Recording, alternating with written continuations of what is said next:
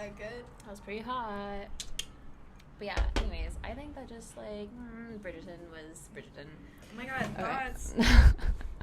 Hello, we're back again with more thoughts and hot takes, etc. information, feelings about things. Of this show that like kind of lost its hype last month, but was hyped back then. Yeah, and it will be hyped again when the next season comes out, I guess. And I knew when it, after watching it while I was sick with COVID on the couch with a fever, as I think it was meant to be enjoyed, that as a fever dream. Yeah, as a fever dream, that Bridgerton season 2, I was gonna have a lot of thoughts and feelings about it. Yeah. So I realized when doing my prep for this that I also had a lot of thoughts and feelings about season 1.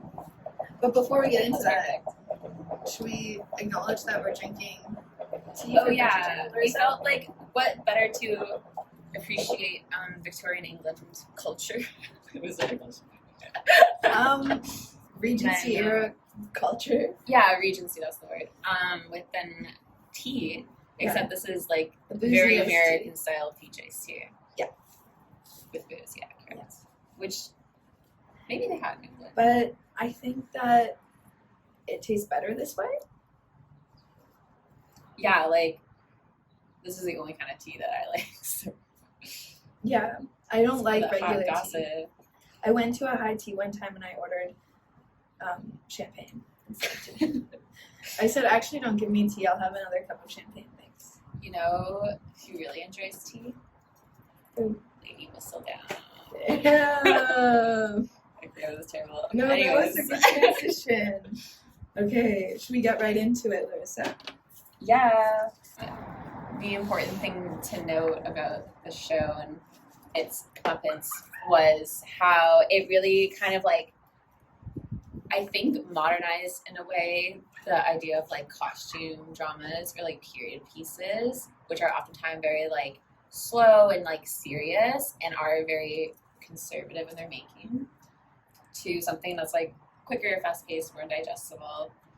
Yeah. To well, I think it's like put it in the best way. It feels like, and I'm ripping this off from someone else, but they said it's basically like a modern day fan fiction set in like Regency era. But also, like, what's wrong with that?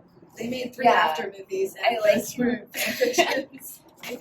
Anything's possible. It's so addictive to. It's just so entertaining. Yeah. But like, what is there going on? It's just, I think it's like, it is like a fantasy world, but I think it's just like, it's so cheesy. It's really taken cheesiness. It really leans into the romance drama, drama kind of. I think the show, like, I don't want to say the show takes itself too seriously, but at the same time, like, it would be worse if they were kind of doing like winky wink jokes all the time. You know what I mean? Yeah. Like, it owns how cheesy it is. And it's like, I think it takes itself the right amount of seriously. It's the same. I don't know if she's a producer or a creator or what. The same person who does Grey's Anatomy, though, and I feel like that kind of shows to me because it definitely has like the cheesy, like romantic aspects to it, while also like kind of working for some reason, like in a way that like doesn't make you. Well, sometimes it makes you uncomfortable, but like in a way that like you actually want to watch it. It's like like I enjoy the cringe. I think that comes up. Yeah. And I think, like, you're right, like, it is, like, a fan fiction. Yeah. And, wait, I was going to say something. Oh, yeah, it does feel like a 14-year-old kind of writing, like, a fan fiction, which I really appreciate, because it's very, like, they don't give a fuck how historically accurate it is. It's just, like, we like these vibes, so we're going to go with this. They're fun for, like, plot setting. Well, yeah, they're definitely, it's a good setting to have, like, the slow burn romances, too, because, like, they're not allowed to do anything other than get married, basically. Yeah. Like, they can't even kiss before they are married, so it's a perfect. There's a lot of, like, that, like, tension-building stuff that they do, which is, like, big on the fan fiction / romance genres. They really like that shit. I mean, I enjoy it. I think it's a setting as well that lends itself really well to that. Like, oh, they're so repressed, and it's a perfect breeding ground for hormones to just skyrocket. Yes. Did you know that the children's names are all in alphabetical order? Like, Yeah, I didn't. I didn't know that. Oh, it helps me keep track of how old they are. I got really mad at like a video I watched because they kept saying Daphne was the second oldest Bridgerton. I was like, bitch. I thought so look too. At the fucking names. Why did they not Daphne's do it? The second oldest? Because it should have been Anthony, but it didn't come. They should have gone alphabetically. Because men get married older than women. Like Daphne was her coming out. I think it was her coming out season or like whatever. And she, guys, it's actually a show about a lesbian named Daphne. No, it was her like season to like be introduced to society and stuff like that. And like she's like I think 17 or something like that. And like that's I guess at that time when a woman would get married, probably even earlier. I forgot. Whereas like men could be like 30 something and still be like single and it wouldn't be like looked at as bad. But like Kate is 26 and in the book she's 21 or 22 or something. And like she's seen as like an old hag who's like we're not like an old hag, but like she's seen as disgusting. like too old to really marry. Like it's really difficult to marry her off because she's so old. Yeah. So like Meanwhile, Anthony's 28 and he's totally fine. It's like he's fine. He wants to get away. That's too small to get her married. The whole like historical inaccuracies leaves like enough up to interpretation. We can be like, oh well, like no, it's because they marry younger, like whatever. But they don't address that. You just have to assume that that's the case. So it's like it's very much dependent on you have to fill the holes of what you understand Regency customs to be, which I think is fun. I don't know, which I think like helps you like. I think that's where people like maybe develop biases. Like sometimes it's like, oh, I can excuse this behavior because at the time it was like this. But it's like it's rarely I think canon in the show. Yeah, I don't know. I don't know if I necessarily ever excuse their behavior fully though. I'm still like that was fucked up, and also like for a show that's like very like sort of it basically like rewrites history to make it like racially inclusive and stuff like that. Yeah.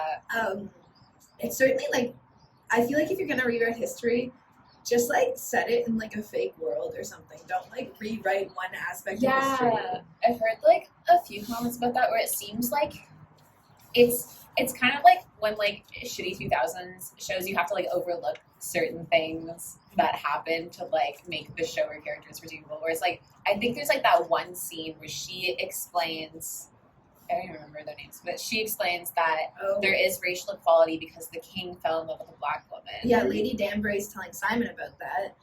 And then like that kind of destroys the whole like I was fine to accept that like oh this is just a different world where like I was also fine to accept that. And I also heard that, like, a white writer, like, wrote that whole thing. It shows. Which I thought was really funny. It just, like, it made it worse. I feel like they were trying to correct, like, be like, no, we did our due diligence. Well, it's rooted in, like, history, kind of, because King, I think George it was, basically he married a woman who, like, supposedly had black descendants, but she is still very white. And like someone I heard was like talking about how it kind of like makes King George look like a racial hero when in reality like he was just adhered to like the slave trade and stuff like that. So like he wasn't like a good person. Well no, he's a crazy old thing. Yeah. And then and then she sort of like but they also like oversimplify like the issue of like race by or like racial inequality by just saying like oh love conquers all.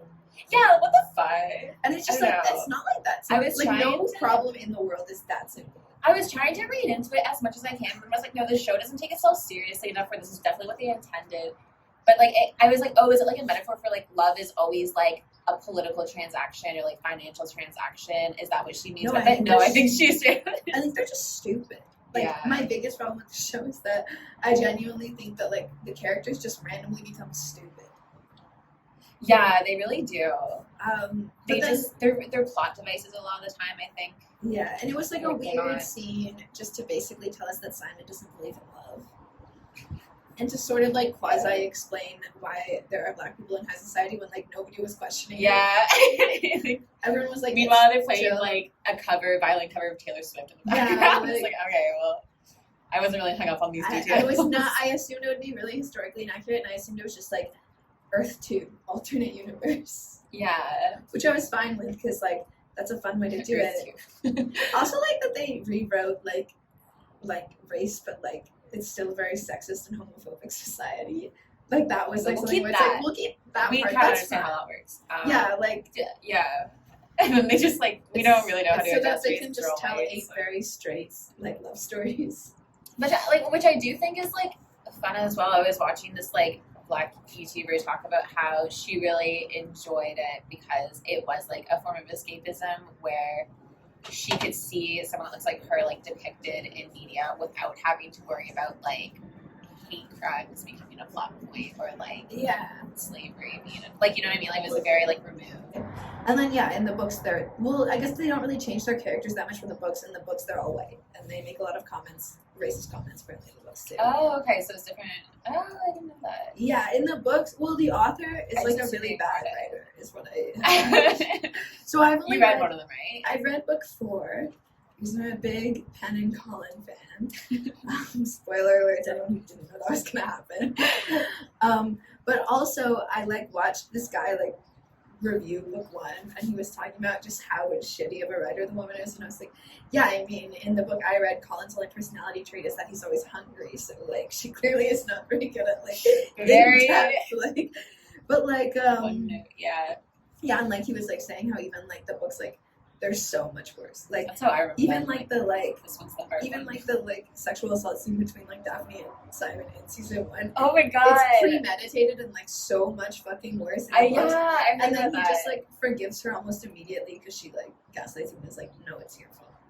It's like, oh yeah, she does a bit in the show too.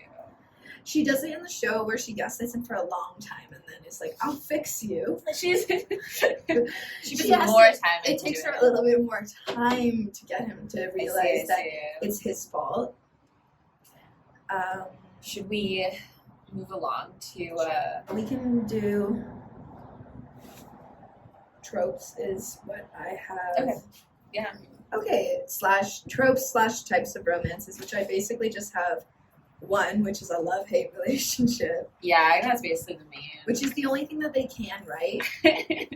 And, like, to be fair, the setting and, like, stuff like that, and I wrote this a little bit earlier, but the setting doesn't, like, allow for conflict past a love-hate relationship.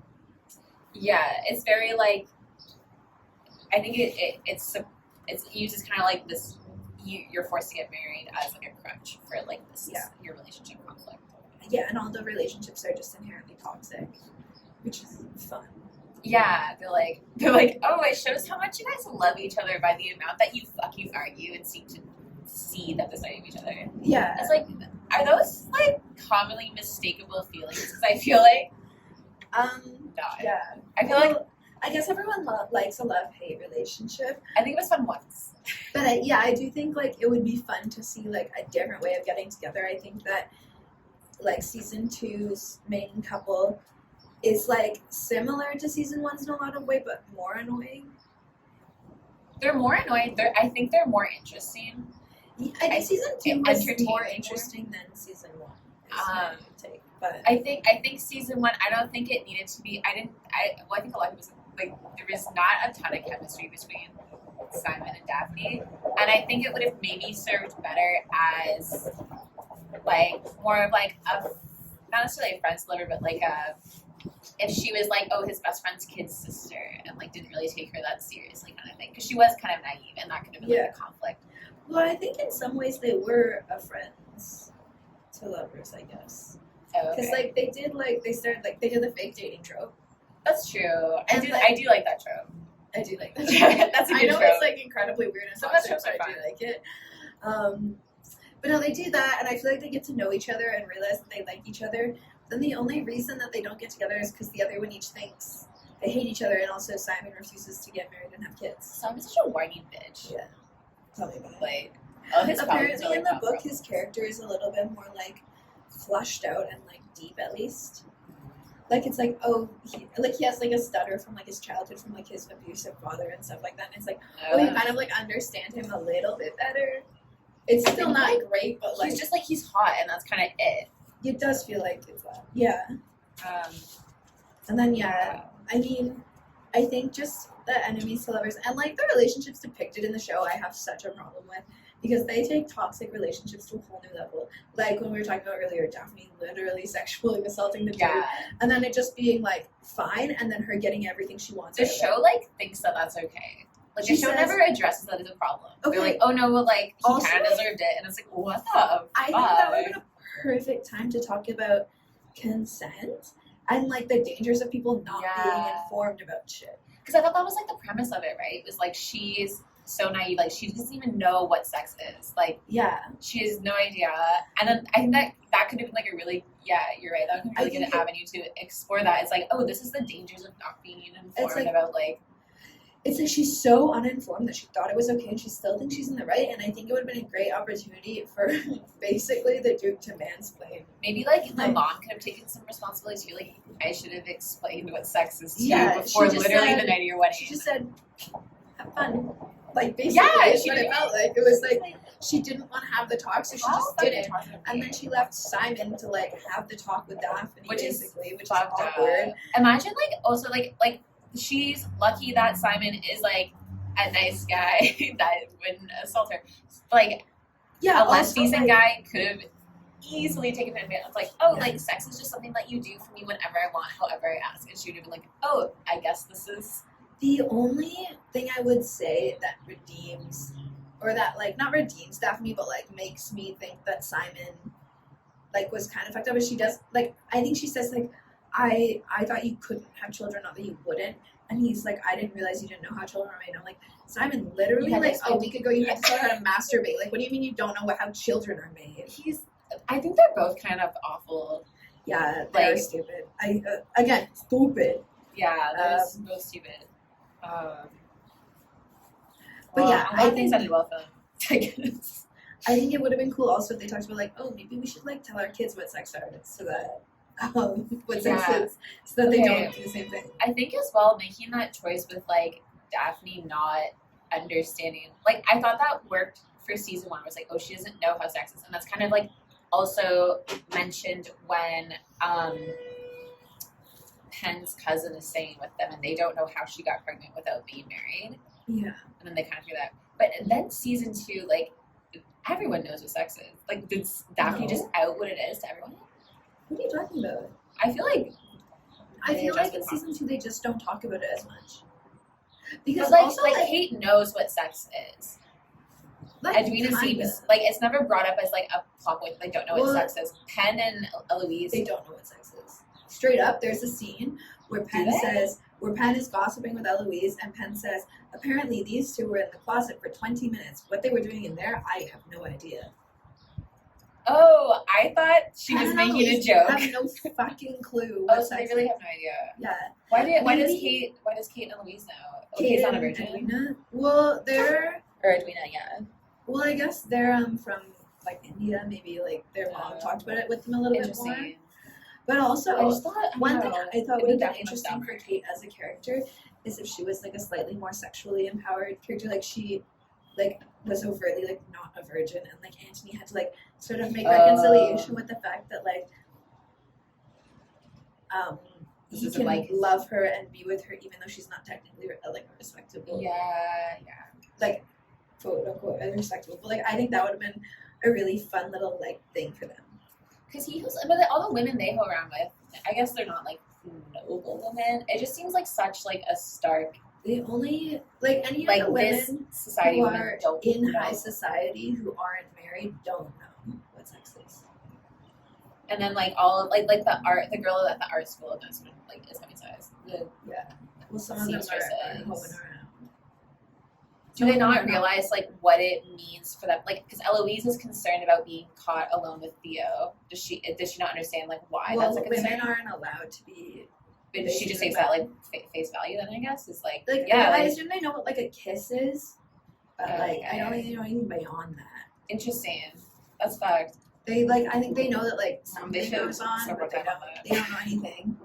And then I also thought Anthony and Kate were a very overly toxic couple.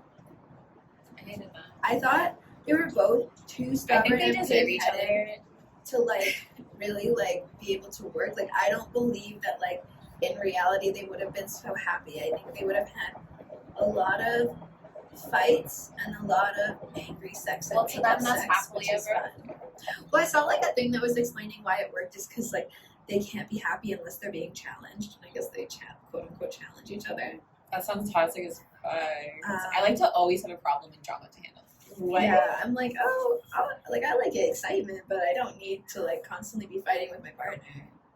It's such like that's not typically how love-hate arcs are resolved. Like usually it's like you hate each other, but then you learn like likable qualities of each other, and then you have maybe like a moment of like understanding with each other, and then you come to like not hate them. Yeah. It's not like we thrive off of this like mutual hate and like argumentative. The most like understanding you got is when like I think she gets stung by the bee and like she's like, oh, your dad died.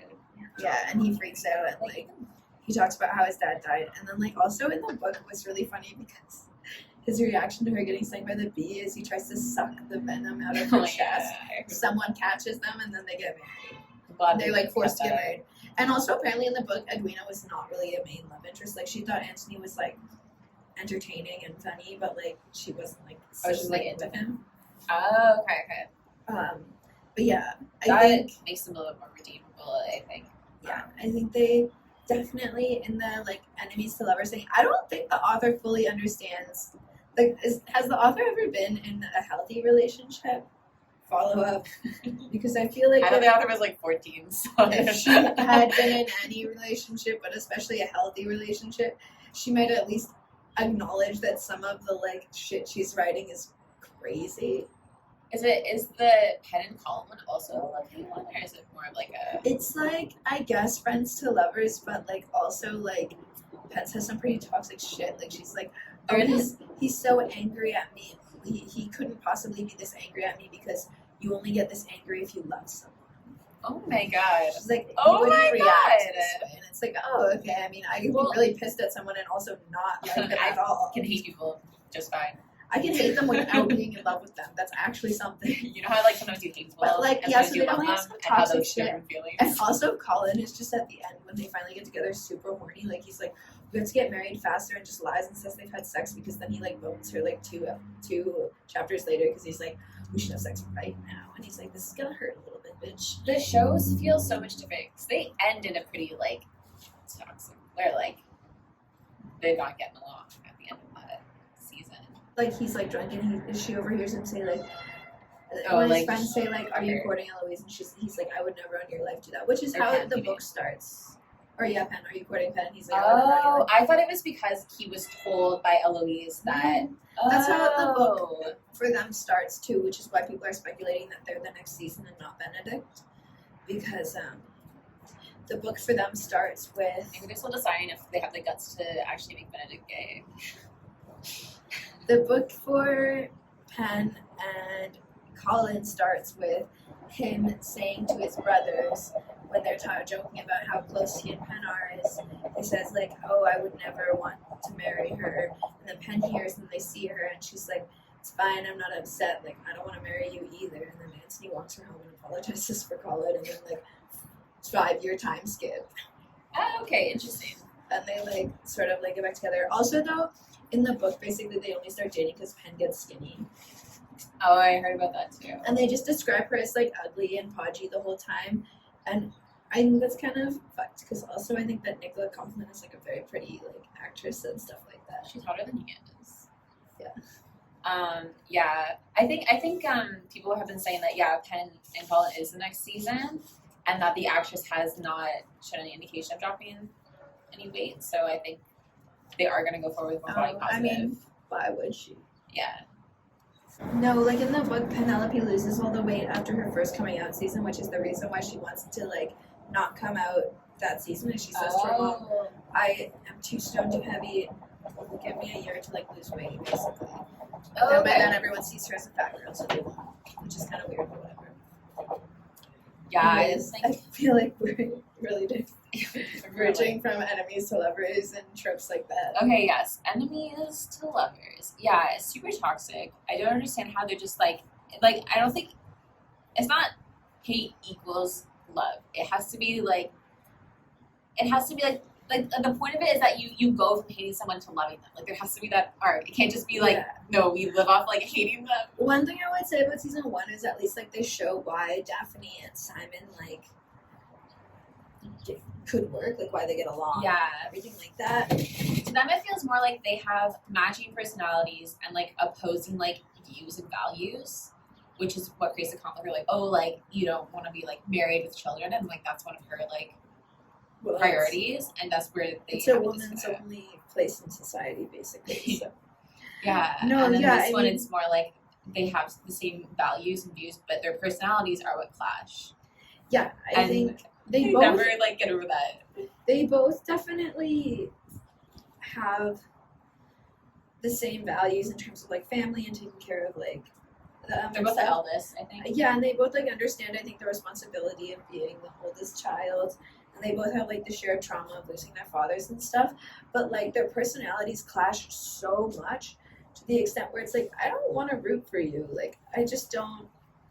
They never give them a moment where they actually like get along on something. They go from just like arguing to fucking, right? Like basically, well, I guess like throughout the show, I heard someone say this. Basically, it's like they show throughout the season why Anthony is really into Kate and why he would really like her, even though like I don't personally like her that much, but like why he would like her and why she's good for him. Right. But they never really show why Kate would be into Anthony. And like his only like redeeming she's like he's hot. is that he's super hot and also he's willing to marry her. Yeah, Jonathan Bailey is like a really good actor, I would say, and that's like all I can really say that's good about Anthony to me personally. These are my two comments on him as a character. Anthony is a strange. I also think, I don't know if we're gonna talk about it here, but I think Kate's like disdain for Anthony is so unfounded because, and I was fever blown at this point, but to my recollection, she hates him because it was one of their first night, her and Edwina's first nights in town, and Edwina was meeting all her suitors. And Kate walks out to the courtyard and overhears Anthony chatting with his friends, and they're like, "Oh, you're like the hottest bachelor this season. All the girl, you can have any girl you want. Like, how are you gonna choose a wife?" And then he goes, "Well, I just have standards. Like, I'm not gonna fuck around. Like, I'm gonna pick the perfect wife. She's gonna be great with kids, a good head on her shoulder, something else. I don't know. Wanted her to be really smart. Family values. She had to have childbearing hips. He said. Yeah, and then one of the guys joked like, "Oh, and like huge tits, right?" And then she was like, "Oh, disgusting that you would like compartmentalize women, like treat them as objects. Like we're not like." But like, what the fuck? Sorry, he has standards for his wife. She was mad because he had no interest in finding love. She was. Those sound like nice qualities to have. He described it in a very like, "Oh, I need a woman who's this, this, and this," and they started explaining how all the women who were in there were like really stupid and like none of them were up to it. And he basically said, "If my children are going to be of good stock, my wife has to be of like the best." And then like the guys were sort of saying like, I don't know what they were saying. They were like not exactly. I think they were being trashier about it. They were teasing him about it and like sort of saying like, "Oh, well, you got your sights set high," and like blah blah blah. It didn't seem like he was making like unreasonable statements. Like if like one of my girlfriends asked me, "Oh, what do you look for in a guy?" I'd probably say some shit like, "Oh, I'd like for him to have a job. I want him to be like responsible. I want him to like be kind." I think her biggest problem was that like he has no interest in being in love with the woman who he marries, and she wants her sister to find a love match. And I think she should have basically just said to her sister like, "Hey, this is what this guy said. I thought it was kind of disgusting. Like, she can do better." Well, instead of treating her sister like a literal baby. And also, like a baby. Danbury literally says, "This is what most men want in a wife. Your sister should feel honored that she's like, being picked by him," kind of thing. And like, but the thing is like, Kate doesn't not have that. Like, she's being really hypocritical. Like, she's also there to find Edwina the perfect love match. Otherwise, she would just let her marry Anthony. Like, she's also being really critical of all these men, and she's also here to make like a financial transaction of some point through marriage. Yeah, I think Kate acts very hypocritically, but I do think like to be fair, she doesn't know this guy. She just like overheard a random conversation. If I overheard that conversation that Anthony had, I would not want my sister to marry him either. I'd be like, he sounds like a douche. But I wouldn't want him to marry any of those guys. I don't know. I don't think he sounded that. To me, at least, it came across. Well, you were in a fever dream. Okay. that bugged me for the entire season, so I'm glad we've cleared that up. Shall we move on to our character deep dives? Yeah, are we starting off with the siblings, the Bridgerton siblings? Daph and Ant. Yeah, good old Daph. I think it's like Anthony is like, Tony, what are you doing? Like he's just like, hey, Tony. Tony, what are you doing? I feel like it'd be really fun because it's not Anthony. Yeah, because it's Anthony. It's not Anthony. It's Anthony. Yeah, Anthony. And I think it would be fun if he just like randomly one day started saying, "Hey, I'm Tony Bridgerton." when they like, how's it going? When they like rebrand him for season 2, he's just like Italian. Like, I've decided to go by Tony. What you doing here, Daphne? You can't be making out on web. Hey, Daphne, that's my buddy. That was terrible. He's a scoundrel. I think my Italian accent is slowly but surely getting better. Oh, I was gonna say worse, but okay. It's fun that you think. Well, that hurts. Like, you know, you gotta have self-confidence. I think they both have sort of a similar arc where they're both like very childish. Yeah, they are. Like they both really need to grow up. I think that Bridgertons are just like kind of like entitled as a family. Like I feel like they are one of the most privileged families, and it kind of shows. Like they have very like, for like a first world society, they have the most first world problems. I think. Yes. All the Bridgertons are entitled, and I actually talk about that more when I do my rant about Eloise. I thought you were going to say like in your other podcast. I was like, you bitch. I actually talk about that more in my other podcast, so we did not discuss it. Don't watch this. It's just kind of repetitive. Go to Larissa and Becca's podcast, or rival podcast, and you'll find it actually. I think Daphne is super naive, and it kind of like becomes very annoying and boring. Yeah. And I think Anthony is like overly practical, and like it kind of ruins his life also. Yeah. And they both just have this like one flaw that like they need to get over, but like for Daphne the only way to get over it is basically just to like live and and like but for Anthony it's like, oh, you need to get over yourself.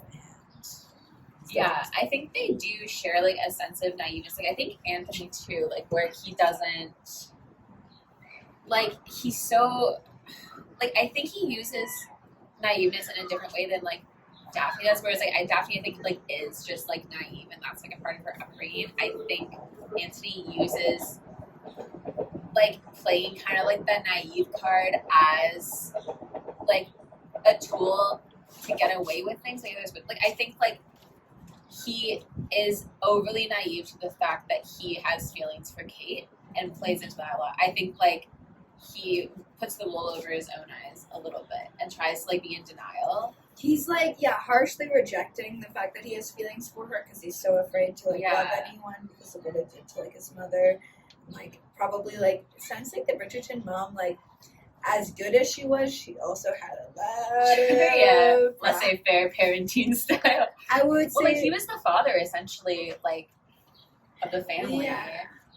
Well, at like what 18? When is that? I think like she plays into like the mom definitely, and I get that she was like really heartbroken and like torn apart about her husband dying, but also you sort of just put everything on your eldest son to like be in charge when in reality you're still his mom and he's still a kid.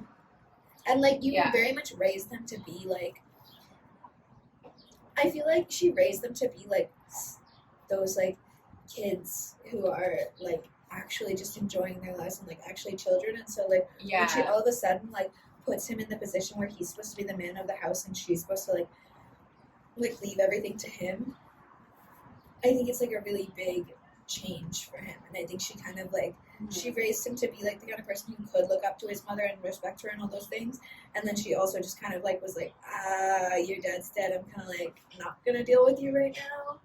And she's like, oh yeah, okay. It's hard to like separate what could be like a social commentary, like, oh, like, well, she's like a woman, so she's not allowed to be in charge of the family, she's not, but at the same time it's like you can see that she's raised him to be looking up to her. Like in that moment when his dad dies and like all that other stuff, like he is very much looking to her to tell him what to do. And in later seasons too, she doesn't seem like she's that like hands off. They kind of portray her as being an authority figure. Like they go to her for advice, and she does like have opinions on how her children are like behaving. Like she allows them their freedom, but she's very like concerned about their well-being. And after like that follows, well, I guess like they do only show like the following day, which was like exceptionally traumatic. But like, well, they definitely show that like she wasn't really there for him.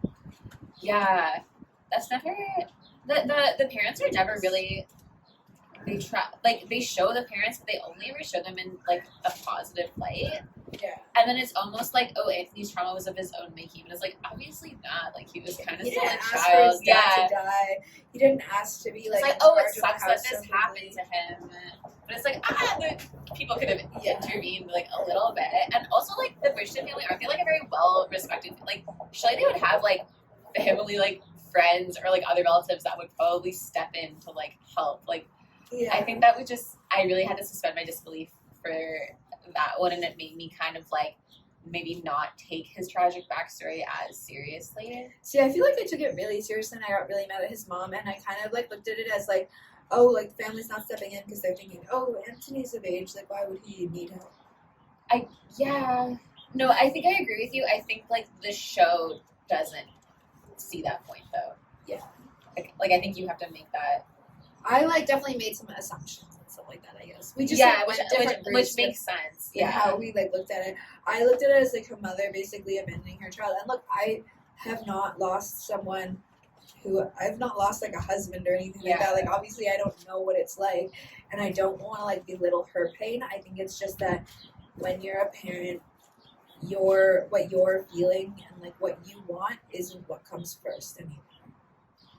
Yeah, and I think it's okay that they showed those like first couple of days of her being, because also I think wasn't she like going into labor? That was like a little bit after, but she was like they showed her being depressed, and I get that, but I also think that like she had 7 children and another one on the way who all really needed her. Yeah, like it doesn't. They never really show her like stepping in after that like initial. No, they never show her like finally. They like, never address. And she basically, that's a relationship. They just erased that his father existed. They're kind of like, they're in a phase where they're like renegotiating their like mother-son relationship, but they don't show any of that. Yeah. Like it's just a stark skip, and so it's hard to understand like where, if this is like self-imposed by like Anthony, or if this is things like kind of beyond his control. So like I don't know how bad to feel for him, I guess. I think I feel bad for him, but doesn't mean I excuse his actions. Okay. Yeah, okay. The other thing that I had about Daphne and Anthony is that they're both like very selfish as characters. And I asked myself the question, is that just the main character effect? Maybe, but like I feel like Anthony isn't even the main. I guess he's the main character of season 2. He's like a co-character, but yeah. But like they're both like I feel like very so selfish characters, especially like the way they go about their relationships. Like Anthony really like leads on Edwina for so long because he like doesn't want to admit to himself that he's into Kate, and like Daphne even like does that a little bit with like the prince, where she like leads him on because she's like, oh, like the Duke doesn't love me, but it's like she's clearly in love with him. It's not fair to like go after this other guy who's like not done anything. And like she even like takes him away from like another girl who he's like into and like is really into him, basically just to fuck him over at the end. So I think they both just act very selfishly, and you forgive them because they're the main characters. But in reality, you shouldn't necessarily forgive them. They don't like really ask forgiveness either. I don't think. No, they're like, they seem to just be like, it sucks that this happened. I was blind, like I didn't do anything. It just happened. And like Daphne as well, I find like in her whole like ultimatum with Simon, she like very much like she gets like she's so like she gets, and I think that is like her naiveness, like she doesn't realize how much she's gaslighting him and like pain. But like doesn't she like ask him, she's like, oh, like we'll be married just as like a formality, and we'll live like separate lives, and like we'll basically just like not acknowledge each other. And then like the next scene, he's like, they passed her in the hallway and he's ignoring her. She's like, what the fuck? Why are you ignoring me? Like, I don't understand. Like, I'm so in love with you. And it's like, bitch, like, you did this to yourself. Yeah. You're the one that, like, set...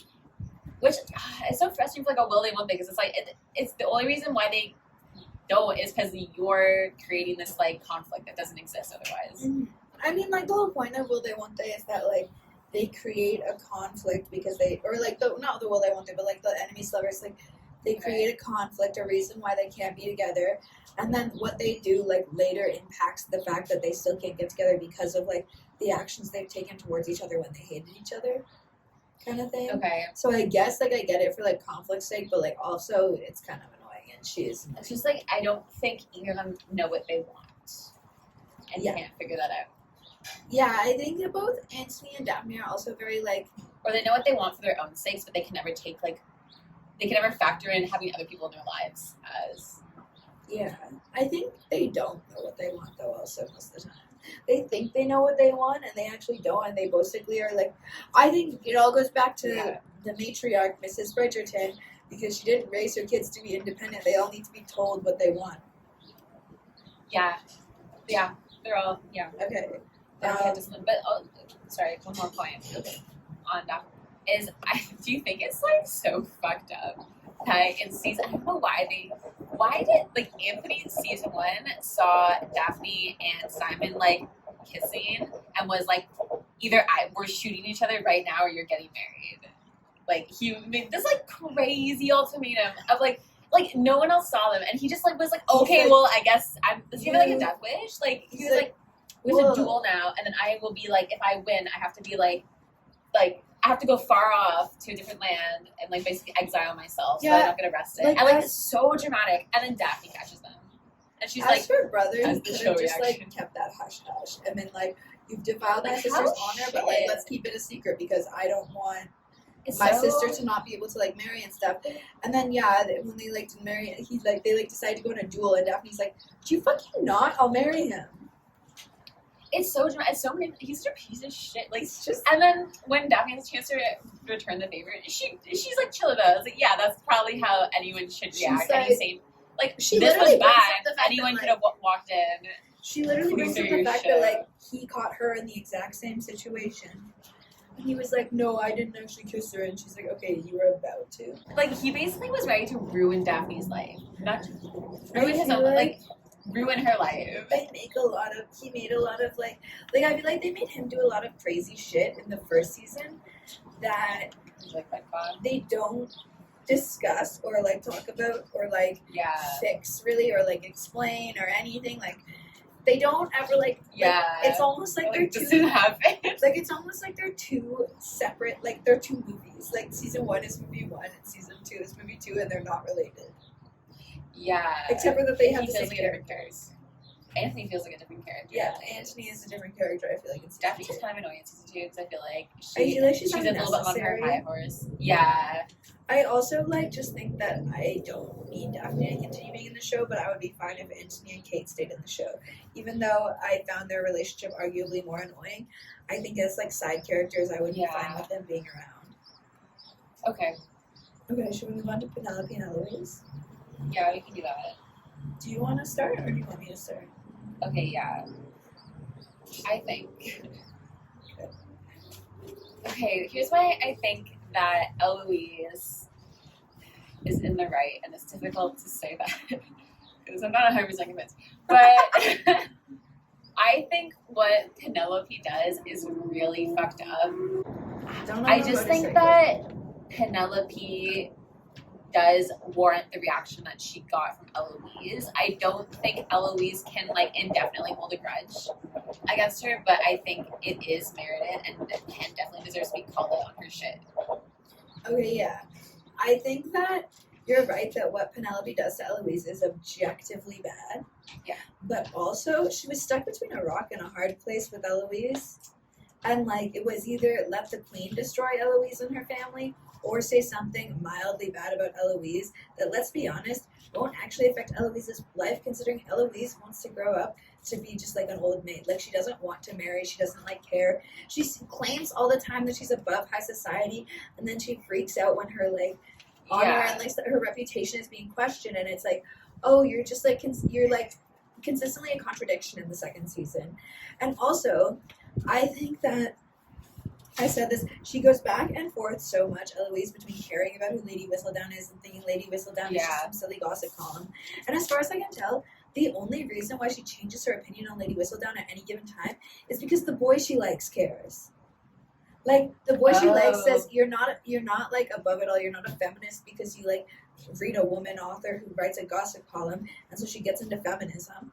And then the boy she likes says, oh, I'll help you figure out who Lady Whistledown is, and she's like, okay, yeah, and she's way back into like Lady Whistledown and so into it again. Yeah. Okay, I think you're right. Like, Eloise is definitely a fucked up person. Like, I think she is incredibly hypocritical. I think she and like entitled. Yeah. And just she's like, really bratty a lot of the time. She's so annoying in the second season, especially. Like, she has all these like values and beliefs, and then the second that like the traditional life that she could potentially have gets like taken away from her as an option for even just a moment, she is upset and like mad and like she's like, oh, this thing I said I've never wanted, I actually want it now that you take it away. She never wanted it. I feel like I didn't want to play with this toy, but now you're playing I think that Eloise, if Eloise stays upset with Penn for more than like an episode or two in the next season, I will consider her far more in the wrong than Penn right now. And also, I think that ultimately Penn did the best she could because she had to say something. Like, what was she going to say? Okay. Penn basically just said Eloise was seen with a man in the bad part of town. That's it. Nothing else in Lady Whistledown. And I know that's a lot for, like, that time. But, like, that's it. That's all she said. Okay, I disagree because I think, in that moment, Penelope was caught in a rock and a hard place. But she put herself there. Like, she knew that Eloise was like on this mad hunt for Lady Whistledown, and she knew that the queen was seeking to blame a victim, and she knew that like this was going to cause drama, and like that she was kind of playing with fire at this point. Like Penn is so dumb half the time. Like, I'm sorry, she did not she's not dumb. Okay, I feel like she did not realize how big the hunt was for the queen, and Penn consistently tried to like warn Eloise about doing this. She could have just told Eloise. Like, I just don't understand why she didn't tell Eloise. It feels either she's, like, ashamed of it because she knows she's doing something wrong. Like, this is her best friend. Like, her one person she goes to with everything. They talk about everything with each other. All their secrets. And then the audacity to just publish that. Okay, here's my other take is that I think Eloise is a bad friend. I think that Eloise... Okay, I wrote this down because I was talking about it. Eloise is a bad friend if the only reason she found out that Penn was Whistledown was because she spoke the way Whistledown did in one scene.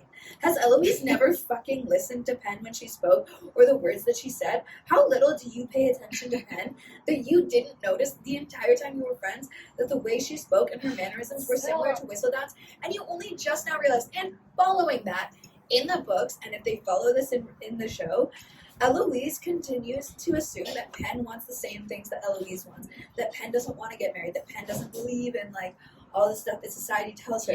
When in reality, Eloise gets presented with opportunity after opportunity of, like, guys that she could potentially be with, and she says, no, I don't want that. And Penelope never gets, like, any opportunities because nobody wants her, which is really sad. And, like, Eloise just assumes it's because Penn doesn't want to get married and, like, is so shocked in, like, the later book when, like, Penn does marry someone because she's like, oh, like, I always thought you wanted to be an old maid like me. And she's like, no, like, it's just that, like, I didn't have options. And by the way, also, being a Bridgerton means that she's not going to get the same amount of flack as, like, someone like Penn would get for a comment like that. Like, being a Bridgerton means that, like, she's going to bounce back. She also is, like, she has, like, a family of, like Penelope's circumstance with her family is she has to marry someone rich if she wants to have like a life for herself in the society, whereas Eloise does have the luxury of not getting married and just hanging out with her family all the time and like she would be comfortable. Like Penelope basically like I think Lady Whistledown is like Penelope's only escape from like the cruel world that she's been put in. Like she very much like isn't like accepted in her society or by her parent or by her family really very much. She's consistently like clearly overlooked by the guy that she's like in love with, and very obviously her best friend only really cares about her when it's convenient for her to care about her. So like I do think that Lady Whistledown is like this like solace and escape for Penelope, and while she probably knows that it's not like great, I think she likes having that like secret. Agreed, but then I think it's on Penelope to recognize that Eloise is kind of fucked up and a bad friend, and not like play that she has this friendship while keeping this like massive secret from her. Like if she knows that Eloise is getting kind of obsessed with Lady Whistledown, and if she is feeling like alienated in their friendship, like I think that's on her to like take a step back and not be like in the middle of Eloise's conflict. I don't think Penelope necessarily realizes that Eloise is like a bad friend. I think Eloise is a toxic and bad friend.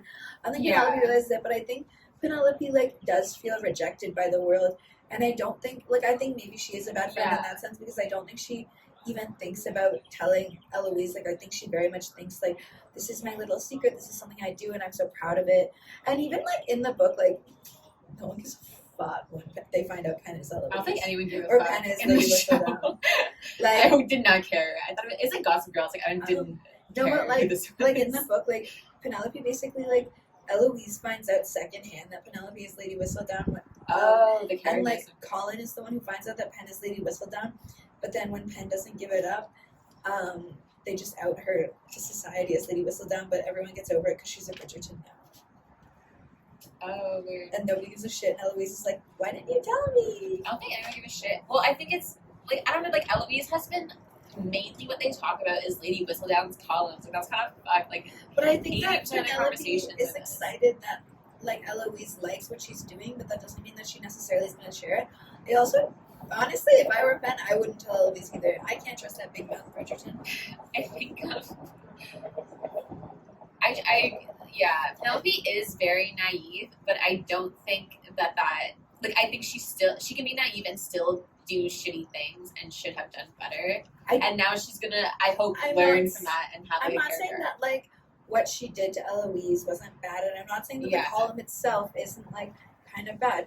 But also, as a society, they crave that shit, and they want it, and they, like, fucking love Lady Whistledown. So you know what? Like, they're just as much to blame as she is for writing it. Like, she's just finding the supply and demand, baby. Yeah, but, like she spread her, like, friends. I also feel like that's taking away her friend's agency. Like, I think at that point, if she was gonna try to, like, save Eloise by publishing that shit, like, that's the time where you would either come clean about it or let Eloise handle it on her own. Like, she's very much playing God in her life. I think that's fair.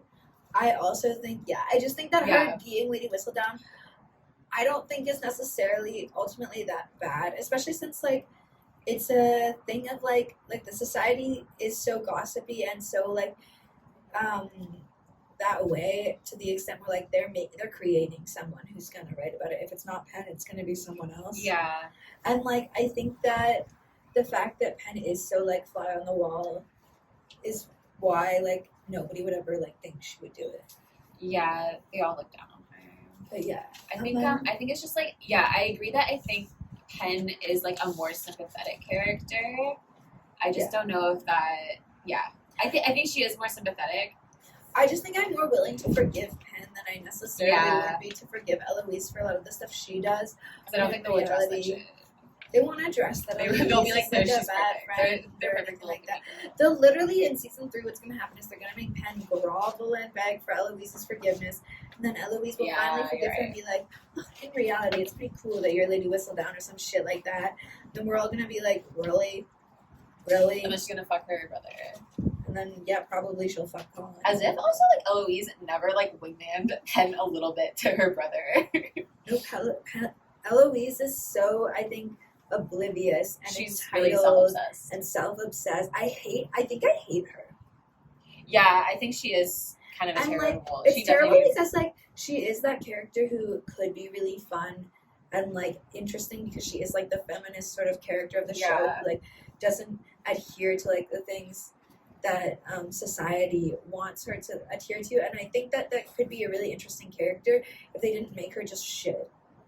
Well, she's one of those like feminist characters where it's like I'm not like other girls, and like kind of looks down on the women that do adhere to like these societal norms. And, Yeah, like she's as narrow-minded as and like and like she doesn't she doesn't recognize her privilege in society at all, and the fact that like she can like there's a reason why she's being like criticized and shit on when she goes to the bad part of town and tries to act like a feminist. Like they're like, what the fuck? Like get out of here. You're I like think the guy she meets there is like it's really fair for him to be like, like you think you're so great but you're not, and blah blah blah. Yeah. And like I think her like getting more interested in the feminism and like stuff like that and going to like talks and whatever would be interesting from the perspective of like her just like getting more into that and like becoming more like a radical, like quote radical feminist of the time, and like less so much about her plotline wanting to catch Lady Whistledown. I don't care about her catching Lady Whistledown. Yeah, I didn't care about that. I didn't really understand why she cares. Like, why does she think that was such like a feminist? Like I also move? It was literally a gossip column. I don't really like. It was, I guess, kind of like shitting on high society. But that doesn't feel very feminist. It was the first person. I think it was like one of the first things that she like read that was like written by a woman and like a woman like making her way and stuff. I guess, then, but like I don't know. Yeah. I think though, what would have been interesting is like showing like as she continues to get more interested in like feminism and stuff like that, she realizes how frivolous like high society is. Even if she is like outed by Lady Whistledown in the gossip column, she sort of is like more mad that her like family and stuff is like trying to force her into a box than like that she was like outed by anyone. Like I think it would have been like fun if she was like, oh, like I don't care, this isn't the life that I want kind of thing, and like her family was the ones who were like all really upset. Yeah. I'm like, it's like her family doesn't even really care. It's like, okay, you do you, and she's like, yeah, I will, because I'm a girl boss. And it's like no one's asking you to do anything. Yeah, I feel like her family is very much like, oh, you shouldn't do that, or oh, we'll fix this problem. Like it's also very, kind of like I don't know, like your whole family is like I don't, if your mom is like, can you please attend this event for me? Like our family's reputation, which is like fucking money in this world, kind of depends on it. And then she's just so like, it's like the kid, like the teenager that the family posts, like I don't want a photo, like don't take a picture of me, like I don't want to be in it. It's like just fucking do it, dude. Like I don't know, you don't have to like actually marry someone, but it's just like this is like a rite of passage that everyone in society needs to do for like the security of our position in society. Can you just like not put up a fight every time we try to put you in a dress? Yeah. Also, like, yes, her family is pressuring her to get married, but all she has to do is not accept any proposals. Like, basically, no one in her family is like saying, you will say yes to this man. They're not going to disown her. Like, they basically will just like allow her to keep going, but they're like, oh. I feel like all they do is they sort of say, "Oh, Eloise, like one day you'll fall in love or some shit like that." Yeah, those things. I don't. It's not like they're like. It's not like Penn's parents where they're like, or her mom, where she's like, "You have to get married for like her families." And they're very like, "No, like you're just gonna fall in love." Like the way of telling her is like, "No, you will fall in love." Sad because Penn's mom is like, "Well, Penn will never get married, but the other daughters." Yeah. Well, yeah. But anyways, my conclusion is that yes, what Penn did was bad, but also Eloise is so selfish and annoying and conceited. That's fair. I don't forgive her as much as I would forgive fair. She's a much more hateable character than Penn. I think what would be interesting though is like in season 3 is if like they do have like if they don't reconcile and they do have like a falling out. Like and then it is very much like Penn like kind of seeks out to like take down Eloise a little bit, and then calls her out on like a lot of her bullshit. I think that would be a fun way. It would be interesting that Eloise actually has to like deal with like, oh, this shit like does kind of matter to the world. I think it would be interesting if Penn like called Eloise out more. I think Penn is very passive a lot of the time, and as a character, I would enjoy her storyline a little bit more if she learned to like grow up and stand up for herself. Yeah, because I think one of her biggest things is that she doesn't stand up for herself enough. I think she is an interesting character, yeah. And I agree that I think the show is going to do something with Penn. Like, they recognize what work used to be. Like, they recognize that she's going through a character arc, whereas Eloise, I think they think that she's, like, kind of a golden child. Like, they're their fun character that they don't need to do anything to. My other thing is that I think season 3, if it is about Penn and Colin, and I'm pretty sure it will be, I think it'll be very different from the book. Okay. Because the book, like, Penn is super old, like, for high society and stuff, and, like an old lady, or, like, 25? 25. Okay. It's not actually that old, but, like, and, like, there's, like, a lot of other shit going on, and it's, like, there's so much time jumping in the book that I think the show is gonna be different, but I also think the show is gonna, like, potentially give Penn some, like, other love interests to make Colin recognize her. Children screaming. Yeah, I feel like the show will do some sort of, like, love triangle shit with them, but on Okay. Penn's side and not on Colin's side. That'd be interesting, I think. Because Well, I at do least think she needs I something in between. Yeah, I would hope so, because I think she needs, like, that sort of, like, recognition that, like, she's like, I think she needs someone who is gonna recognize that she's special, and also someone to push Colin to, like, maybe make that same thing, which sounds really, like, bad, but we're, like, sad about, like, whatever. No, yeah. It's how these shows I think work. neither of them deserve each other at this point. But I think they could. Yeah. I think also, like, currently Colin to me is a relatively bland character, other than, like, he's kind of like himbo vibes, but, like, other than that, he's pretty. Yeah, but then he was, like, a douche. He, like, also can be kind of a douche, but, like, he that also. seemed shoehorned. That didn't seem within character. I thought That's he the would thing, be it's like better. it didn't seem within character. But, like, It would have been better if he would said it more nicely. Oh, no, like, I just see her as a friend. And Yeah. not, like, If shit on her. Like, he I would just never. said, She's disgusting. no, Penn is like a sister. Like, I to think me. that would have been enough for her to would've feel been- rejected. That would have been fine. 'Cause it's Like, she oh, thought okay. they were planning stuff. And also, I think like the writer or something, like, I was reading something that was like, oh, I think you can kind of attribute that to, like, he had a lot to drink, and he was feeling social pressure from his friends, and I was like, that's not really in character for him. Yeah. And I don't think they're gonna address it. He I doesn't think, want to feel social. He's gonna marry a pregnant woman. yeah, I don't think they would address it. They're gonna address it in the 3rd season. I think they're just gonna, like, forget about it. And that's what made him kind of like an interesting character to me, was that he was like the one that didn't seem to really care. Yeah. Like, he was more laissez-faire than the other ones. He was really easygoing. He's like, yeah, like, I'll do this. Seems chill. It seems like a nice thing to do. What a terrible sister Kate is. Yeah, I feel like Kate doesn't realize that hiding her feelings for Anthony, like, from Edwina, is ultimately what's gonna hurt her the most. Like, Well, like you said, she treats her like a baby. yeah, she treats Edwina like a baby, but, like, Kate doesn't necessarily notice that, like, how is Edwina gonna feel when she finds out? Like, what if Edwina had found out after they got married that Kate was in love with Anthony? Even if Anthony didn't have any feelings for Kate back, that her sister was in love with this man, and she didn't say anything, when realistically Edwina probably could have at least, like, I don't know. I feel like Edwina wasn't that in love with him. For someone so concerned with, like, the morality Okay. of, I don't even know what I'm trying to say, with the type of guy that Edwina is going to, I'm just going to start that again. Okay, I think for Kate being so concerned with the type of man that Edwina's going to end up with, she wants to be someone that, like, is married for love and, like, cares for her and, like, is successful, like, is going to provide for her a good life. For her to just be, like, fine with her sister marrying a guy that's in love with another woman that she, like, knows is in love with another woman and clearly isn't in love with her sister, and it's just, like, how is that enough for her? Like, oh, well, Edwina's in love with this absolute shitbag, which is the reason why she wasn't okay with it at the start. And now at the end is like, no, you have to go through with it. Well, even if, like, Kate didn't necessarily know that Anthony was in love with her, which, like, let's suspend our disbelief about that.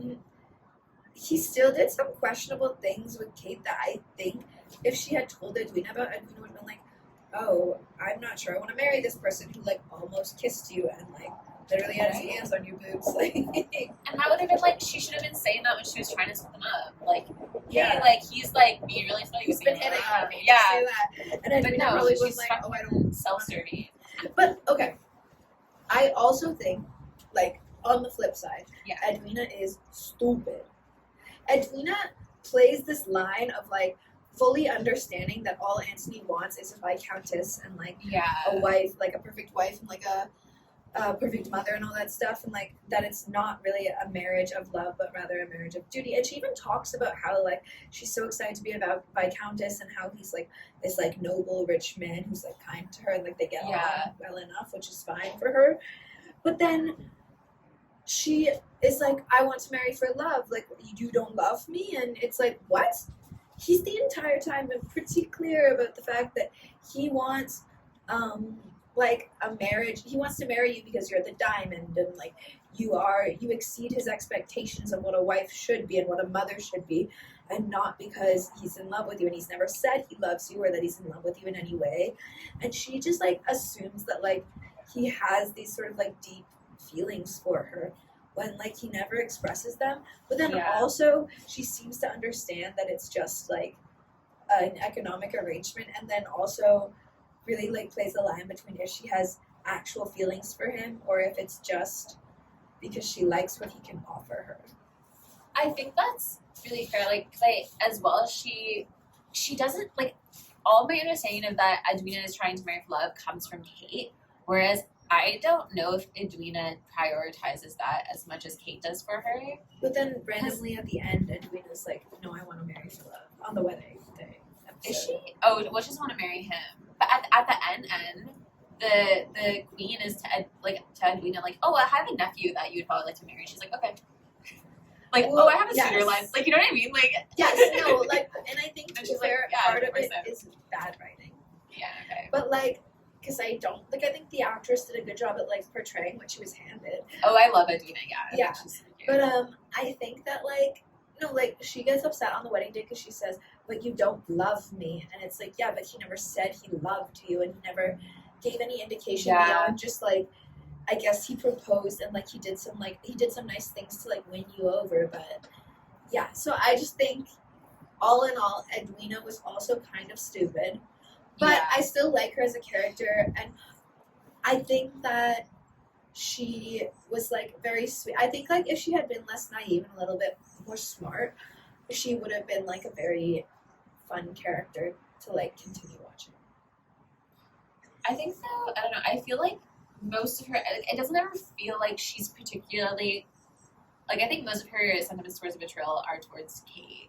Like I think Kate's the one that really broke her heart. Yeah, Kate's the one that broke her heart, but like what hurt her about she did sort of like say to Anthony that she wanted like him to love her, and it's like, okay, but also all your discussions have been super surface level, just like about books you like and stuff, and then further all of your discussions about what it would mean to be married, he's like, I'll probably be away a lot, like you'll have to take care of our children. She was chill with that. She's like, yeah, that's fine. Like she was all chill with like everything that he wanted. So like I don't understand where the confusion was for her. Like I think what would hurt me if I was her and I knew I was going into a marriage that wasn't for love is that I found out that he was in love with my sister was in love with her, because I'd be like, oh, I don't want to marry you if like you're in love with my sister. Right.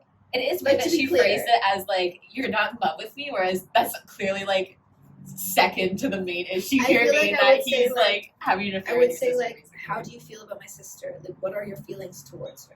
I deal with the like my sister is fucking my fiance thing before I would deal with like my fiance, my own feelings. Like my like, oh, my relationship didn't work out. Okay. Okay, I was gonna go on a rant. Fucking made me hate Kate. Bless you. Thanks. Go ahead. Go on your end. I hated it. How many like fuming every time? So I really like Edwina. I think she was just like really sweet. Didn't really do anything wrong. Made me a bit too trusting. How Kate would chaperone dates with Anthony and Edwina, and would just like straight up fucking pick me girl her way into every conversation.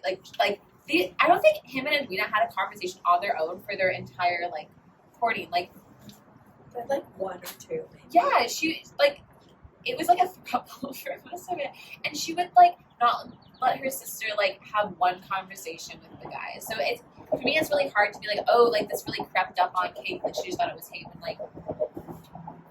and like she was obviously going out of her way to feel like intervene and like sabotage their dates and like get her 2 cents in and make sure it was almost like they were on a date the entire time. And I thought that behavior was like so shitty. It was like, what the fuck? Yeah. Like, it really... Fair. Maybe, no, I think that Kate was very shit. I think Kate was just, like, she was in, like, a, like, prison of her own making with, like, her feelings for Anthony. Like, she could have, like, stopped it, or like maybe like let even Anthony and Edwina's relationship just run its course, because I feel like it probably would have if she had done nothing. If she had done like if she had not intervened, maybe like things would have been different. But she was just like continued to like build herself like this cage that was just like, I can't do anything, I'm gonna break Mrs. heart. And I'm like, yeah, but you like did this to yourself. She could also like take active steps to like distance herself from Anthony. Like, at a certain point, she's either sabotaging it because she's in love with him, or she's sabotaging it because she hates him. Yeah. And it's like, is that going to stand in your way of your sister's happiness? No, you just don't care. Yeah, like you just really don't care, and you want what you want. But like people really like Anthony and Kate though. Like people love them. Like they're both hot. Yeah. I think like it's fine that they ended up together. I think they should have done a lot more repentance. I think they have like a lot of chemistry, the characters. I was watching this like video essay where they were talking about Anthony and Kate, and I got bored after like 5 minutes. But the first part was talking about the first scene of Anthony and Kate, and I realized that's the only scene between them that I actually like genuinely enjoyed and thought, oh, they'll be like a cute little enemies to lovers relationship. And then the rest of the season happened. Yeah. Like their first scene, I was like, oh, this is so cute. This could be really fun. Like it's a little like teasing, like fun. And then I watched the rest of the season, and I was like, are you fucking with me? It just makes them so... People don't like... I don't understand people root things. People I don't know. Don't like cheaters. Okay. Welcome back to the finale comparison of season 1 and season 2 of Bridgerton. I was going to start by saying that I think this season did, as in the second season, did a lot more with the world and the characters than season 1 did. I think in comparison, season 1 is like looks quite like boring. Yeah. So I think now they like really like structured in a way where there's a lot of momentum. There's a lot like that's left unresolved, which is probably just because they knew they were going to get another season. But I do think that. Are you arguing season 2? And am I also arguing season 2? Are you arguing season 2? Am I supposed to argue? No, yeah, I'm arguing season 2. Well, I don't know. Okay. I think season 2 is maybe just better. Just believe that season 2. Should we just discuss the season 2? I thought you were doing season 1. To be fair, I didn't write it down. That's fine. I don't know if there's like a ton to say. Like season 1 finale was just. I thought it was Daphne and Simon had a baby, and I think that like. Season 1 was good because it was, I'll just argue what I think. We can just like, we don't have to go, we can just. Okay, yeah, we can just do a thing. I think for season 1, it was good for like a traditional love story to introduce you to the world of Bridgerton. But season 2's finale was like a lot more going on. The Kate and Anthony love story was wrapped up. Portia also kind of like Miss Featherington redeemed herself, I think, a lot in the finale by like turning down this guy. I thought she was going to run away with him because she'd be like, "Oh, I'd have money, and I have this guy who like is like young." Honestly, it was a sweet deal. I might have taken it. Like her kids kind of suck. Her character, I was surprised, but I feel like she really like showed that like she's not a bad person. She's just like, well, she can be a bad person, but like she cares about her family, and like there's something there that like she does still like love her kids and stuff, even if she's like mean to their kids sometimes. You know what I mean? So I thought that was really good, and then I thought like the cliffhanger of like Penn and Eloise and everything like that was definitely like a fun way to end it, where like they know they're getting another season, so like they may as well have a little bit of fun with it and like go crazy. Yeah, I agree. I think maybe in season 1 I preferred the end of the characters' arcs. I think it was like more like Daphne and Simon versus like Kate and Anthony. I think Daphne and Simon had a more like clear resolve. Yeah. I think what I found annoying about them is that I didn't think I needed to see that much of their married life. Yeah. And I kind of think it could have been resolved like faster if we sort of saw like within the first like episode or 2 episodes of them being married, like Daphne and Simon talking about like kids and Daphne sort of understanding where he's coming from and then just like stopping it. or like just like them agreeing that they want kids, or like Daphne Yeah, they accidentally getting pregnant or some shit like that instead of like all the other shit. 'Cause, like, by the way, the pull-out method is not. Yeah, it's like now that we've decided to have children, we're having children. Like, it's like, oh, that seemed like what? I feel like if she just found out she was pregnant or something, it would have been like another way to wrap it up. It would have been nice if she wouldn't have had to like arbor. Yeah, like She could have just, and that would have made sense. I was like, yeah, like that's probably gonna happen. It's, you know, the 1800s. And then they did the setup for season 3 with Penn and Colin, but also like not confirming it, just kind of setting it up as a potential. Yeah, well, I think you were right in saying that they're probably going to start condensing, or like have 2 of the children pursuing. Yeah, I think they'll probably I think they should. Yeah, I don't think it's sustainable to do 1 per season. I think they should start doing like 2 characters a season, or even just like sort of starting to introduce one character's love interest earlier in the season. Maybe like their love interest arc goes longer than the 1 season, but they start to introduce it a little bit more. Okay. You know what I mean? Yeah, because they do need, I think, the one plot line of like the one relationship forming isn't enough. Yeah, I think it's like it's good when it comes to books because you can do a lot of playing around with like timelines and stuff like that. Yeah. And it's good when it comes to like the first season of a show, keep it simple.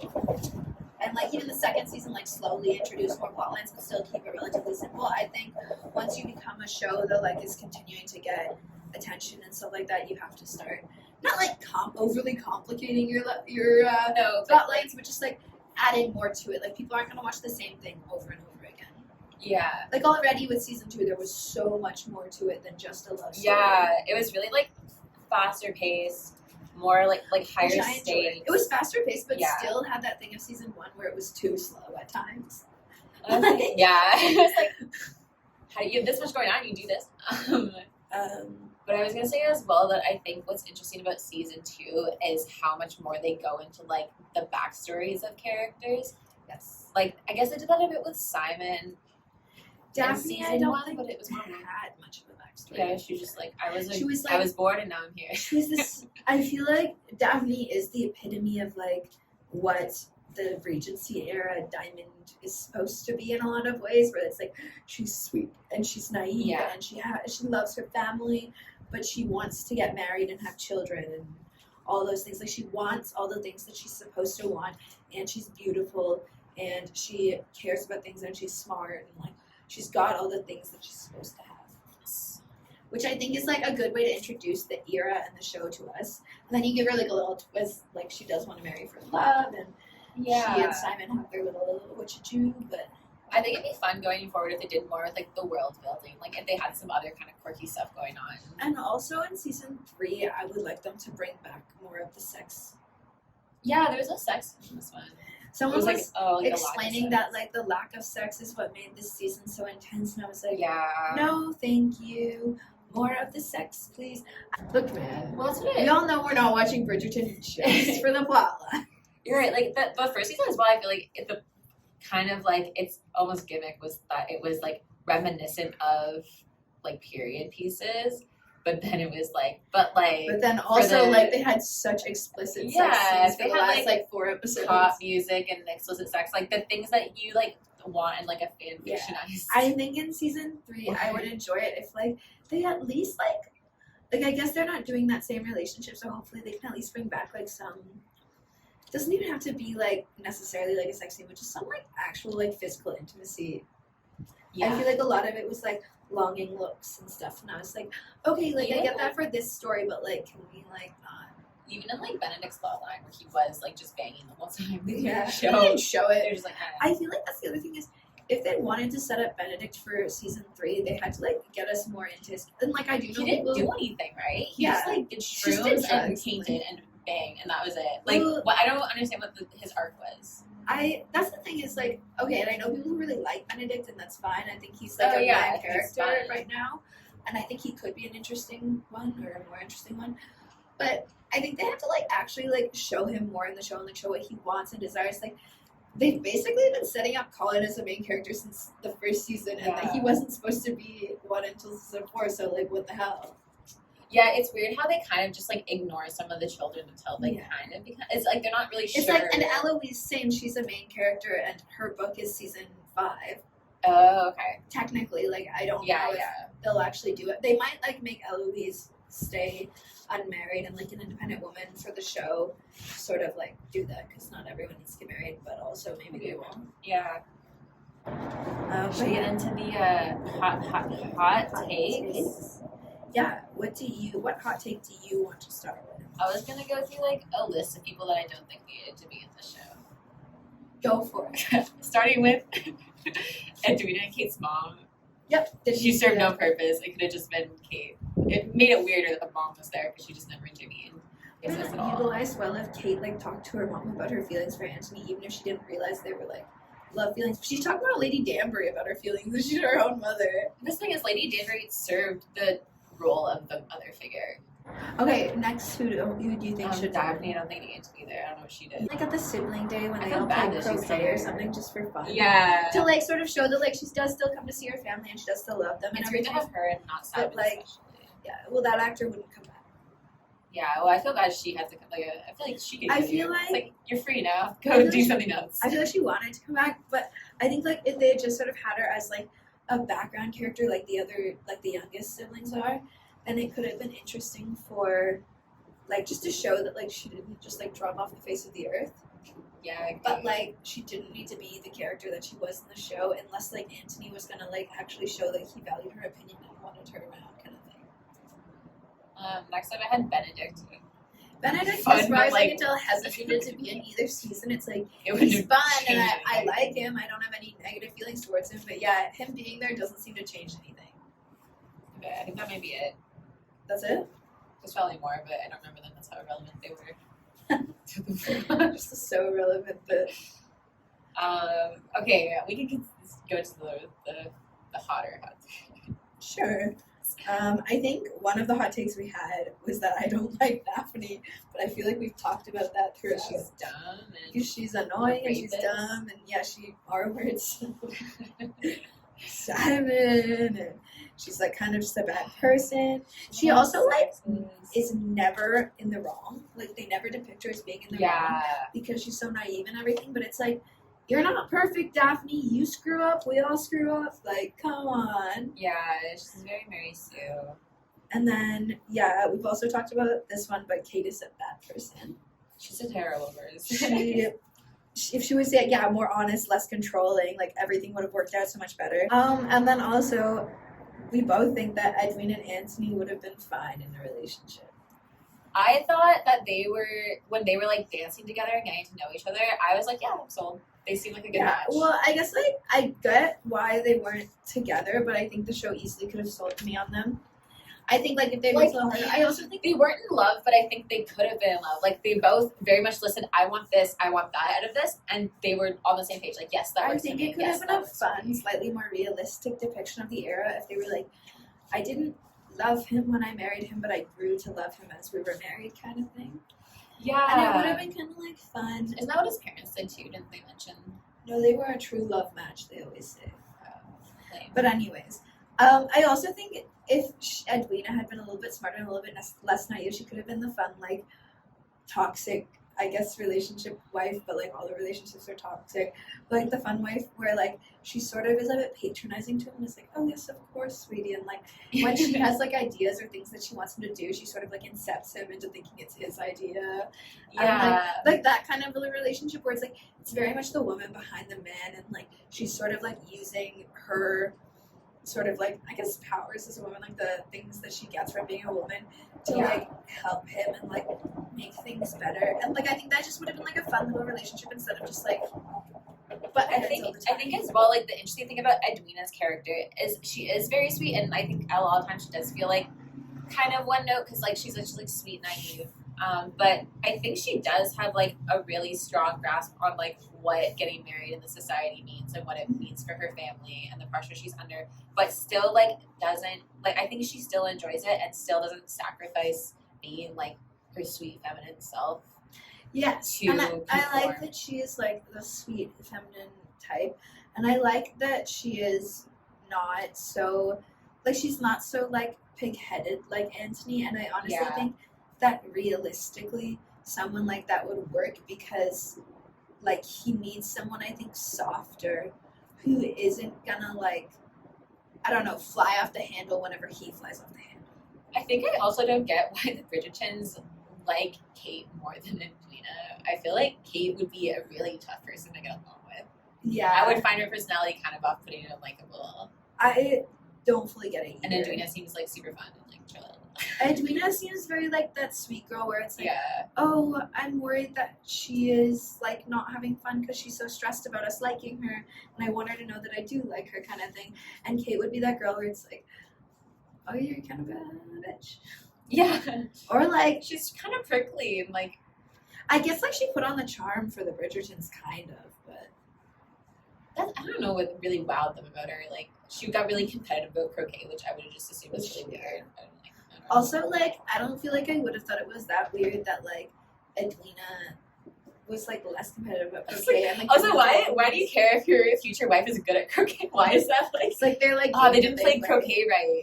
I also think I'm it gonna- could have been like a cute plotline if they were going the Anthony and Edwina route, where she's like, I'm really bad, and like she's worried about his family liking her. If he was just like sort of showed that he was like sweet and like there for her and like helping her out.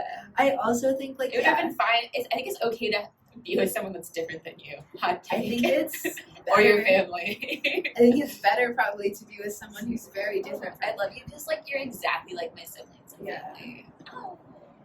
Yeah, and like I think like Anthony like respected Edwina. I think like he thought she was like Yeah. lovely, That's why he and, chose like, her as smart, his and like wife, yeah, right? she's like she has all these great qualities, and I think what could have been fun is like them being in a relationship and you seeing like honestly if it had been like basically he meets her in episode 1 and stuff, and by episode 2 they basically get married and you watch them like learn to love each other throughout the like relationship.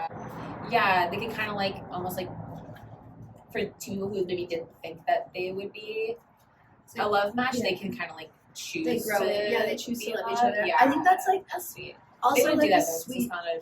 Yeah, it's not a in your face. It's not love. passionate love. No passion. I just think it's Don't like it's a sweet You plot hate line to yourself. follow as well. Is like just like Yeah. I'm choosing to love you. I didn't know that I would, but I feel this way and I care for you deeply. And I like think they would have been fine left on. I think they're both very proper, and I think it kind of would have worked.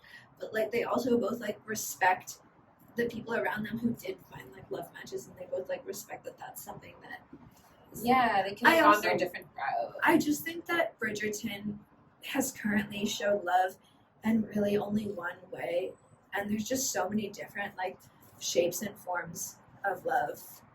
Like not everyone Yeah. is like madly in love with their partner all the time, but that doesn't mean that like they don't want to be with them or that they don't still love them. It's just not to the same sort of like intense passion. And the arcs are kind of like formulaic now, where it's like the child feels different from their family, or feels pressured by society to conform a certain way, and they pursue that wrongfully, and then are directed into the like right direction by their love interest, back to like the family values. Like they end up like adhering to like the family's always supporting them in what ultimately becomes the right decision. Yeah. Like they're always trying to convince them to do what And ends the up being family the is correct like thing to do. marry for They're never love, wrong. and they're like, no, I should marry for something for Yeah.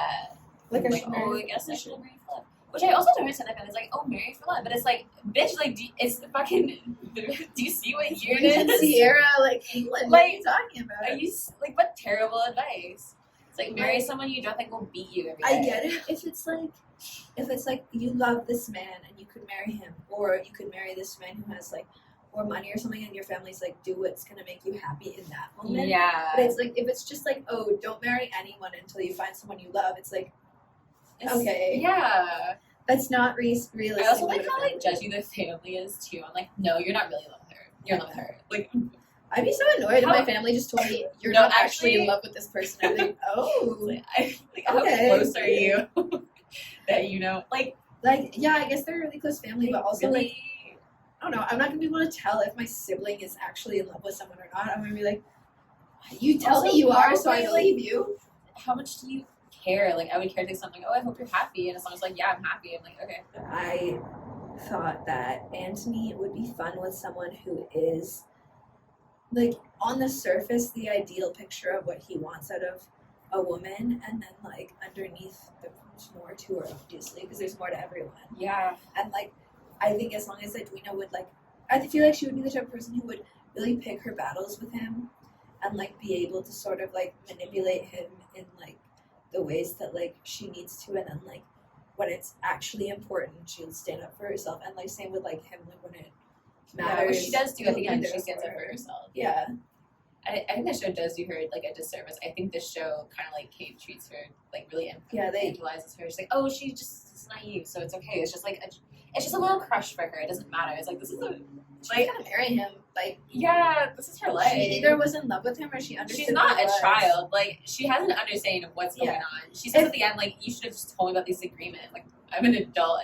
If she is old enough to get married, I think she's old enough to like know what else is going on in her life around her. As the main subject of what's going down in that agreement, as like the main player in this whole like thing that's going on, it's fuck that they didn't think that they would need to tell her.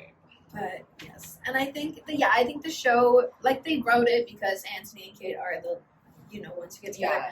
I just think that they accidentally wrote a character who I think would be a better fit for Anthony. You're right. To make her less likable.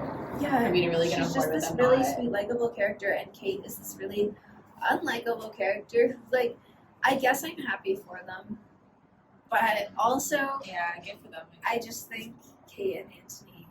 I think it's a really shitty way to get together. Yeah, I also think that. What a shitty, like, oh, how'd you meet Dad? Oh, he was engaged to your aunt, actually. It's yeah, like, we had, like, secret rendezvous in the forest. He started bee pollen out of my titties. He sucked bee pollen out of my boobs, and then bees squirted. I think he had sucked the venom out. Like a poison? Bees are poisonous, though. It was like a bee sting. Oh, because the dad was Dad allergic. was allergic. She wasn't allergic, so I had to suck it out. Well, he didn't He realize. trauma responded by sucking titty. He didn't realize that a bee Sure. sting wasn't fatal because they didn't really know about allergies back then. I I guess. feel like people get stung by bees and survive. Yeah, but I guess his trauma response was like, "Oh my God, she's I feel gonna like I've die." learned about bees. Maybe if my dad died by a bee sting, I'd be like, well, why are people talking about let's this? The suspend bees our are disbelief. murdering people.